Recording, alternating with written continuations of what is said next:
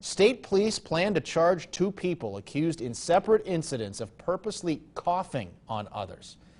Unbelievable. Officers in Westmoreland County say a 48-year-old North Huntington woman became upset at a drive-through window and, according to police, began purposely coughing at a worker saying, quote, "I hope you get COVID-19 and die."